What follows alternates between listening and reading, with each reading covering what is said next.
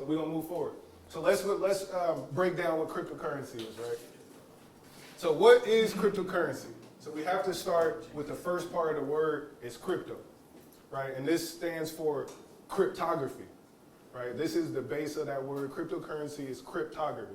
Cryptography is the practice and study of techniques for secure communication, right? So what we're dealing with here when we talk about secure communication is encryption and decryption. It's hiding and revealing. That's what we're doing with the first part of cryptocurrency, cryptography, right? So that's an important word. The second half of it is currency, which we define that as a medium of exchange and a store of value. Usually currencies are issued by governments, right? So we got the US dollar, and we call them fiat currency. So we got the US dollar, the Japanese yen, the Swiss franc, the German pound, the Chinese yuan, and all that, right? So that's currencies. We exchange value with them. And so this cryptographic currency is built upon a blockchain. So the blockchain is the underlying technology of this cryptographic money that we're using. So a blockchain, a shared ledger that facilitates the process of recording transactions and tracking assets. So when we open our phone, we look at our bank app, what do we see there? Withdrawals and deposits.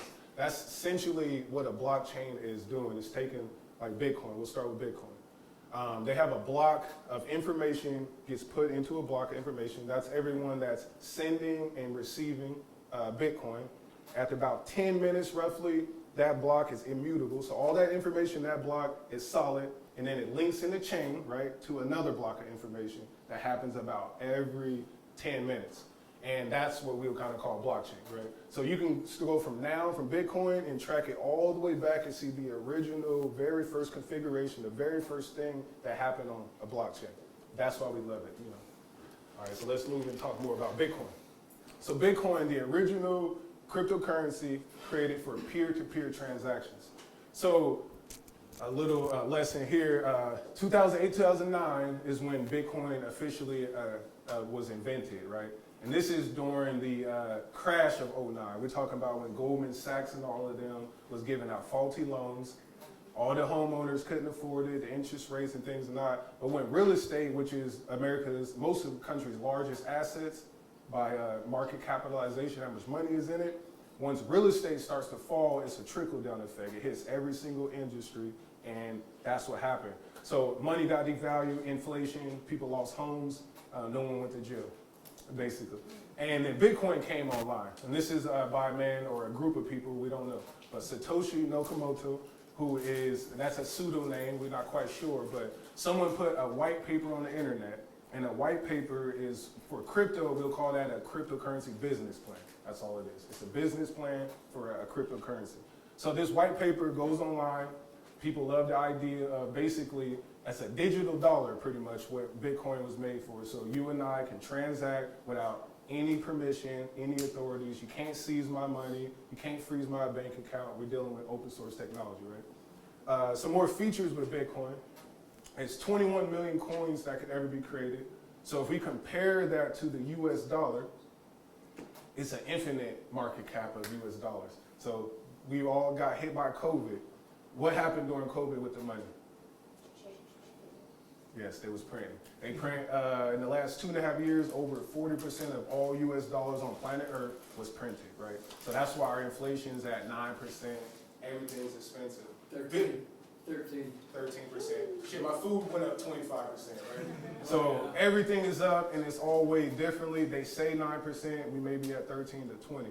So what Bitcoin's job is to be a deflationary money, right? So Lindsay brought up volatility. That's true. Definitely volatile asset because it's a new asset. But if you look at it from day one to now, what did it do? It went up. It only appreciated by thousands on thousands of percent, right? So that's Bitcoin, is peer-to-peer transactions, and Generation 1 blockchain, right? Go ahead. Question. I apologize. No, you good. If y'all got questions, talk to me. So like when Bitcoin was created, it was like basically digitally untraceable, right? No, it's traceable. It's the owners of it are hidden. The whole point of Bitcoin is for transparency, right? So imagine if our government actually shows what they spend the money on.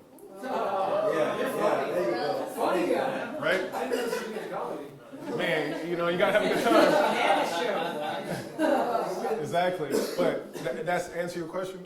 You got further. No.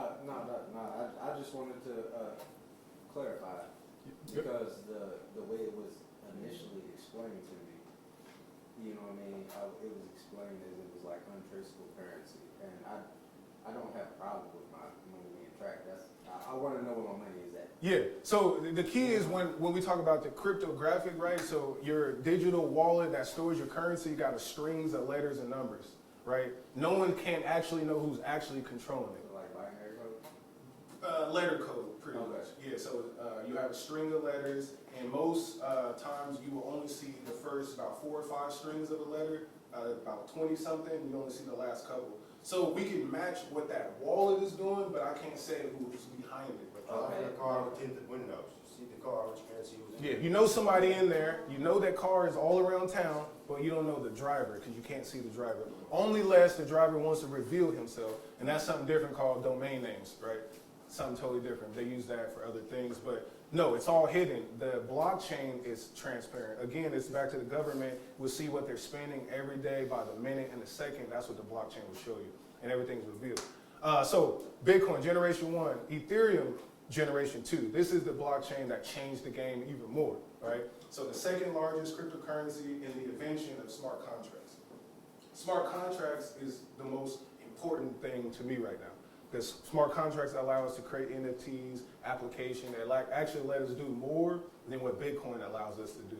Bitcoin's job is perfect. It's supposed to do only one thing. Pass it to me, you pass it to you, it goes up in value. That is it. So it's perfect in that sense. Ethereum came through with smart contracts, right? So smart contracts essentially is a way to eliminate the middleman. We make a deal, I'm buying something, right? And we got a real estate broker in the middle, we got an underwriter in the middle, we got a bank in the middle, we got 6 other things in the middle. Smart contracts allow us to fulfill our contract simply by it's the code in the middle. It says, if I'm buying, say, this NFT, right, and it costs this much of this crypto, that thing will not execute until both sides have fulfilled what they were supposed to do, right? And that's the game right there is with smart contracts. So what people are doing, they're then combining them and taking more of them to build more complicated systems. But the key here again, if you want to audit, you want to look, you just pull it up because this is why we in open source technology. Most of us here ain't gonna be able to audit. There's companies that do it, right? So, but it's open. If you are savvy enough, you can see what's happening. Even before you use an application, you can all right, is any bugs in there? Is any sketchiness? No, we good to go. So again, smart contracts change the game. Ethereum is also a currency that is native to its chain. So Bitcoin is for Bitcoin, Ethereum is for Ethereum. Yes, and they have different standards. We're gonna dive into that. Thank you. All right, so then the one that I'm here for is Algorand, right? So this is generation 3, and there's a whole bunch of them that are close to Algorand, right? Like Solana, Near, Protocol, there's a few things. But Algorand is a generation 3 blockchain that's fast, efficient, and carbon zero. Why that? Exactly. That last part is important. You know, I'm perking away. Yes. It's important because if we look at, so let me talk about energy usage real quick. So Bitcoin's energy usage, they have a system, what is called mining, right? So if you go into any IT or you see a data center, you got a whole bunch of machines right here and they're just humming and they're making noise. What they're really doing is they're transferring data to each other. So Bitcoin has data centers all around the world. And again, it's open source. If I want to set up a data center at my house, I could do it if I choose to. So that's why it's chill. Why you set these things up? You set them up to help verify transactions. You set them up to keep the network decentralized so that way, let's say Goldman Sachs or US Bank, they can't just take all of our Bitcoin or shut it down. Even when China said we're not going to support it, it did nothing. We're still here. Bitcoin's still alive. And China is a billion people, right? So it didn't matter. So Bitcoin takes a lot of energy and they get flack for that. Ethereum also spends a lot of energy, right? Algorand, the energy Algorand uses is equivalent to 7 houses, little regular houses.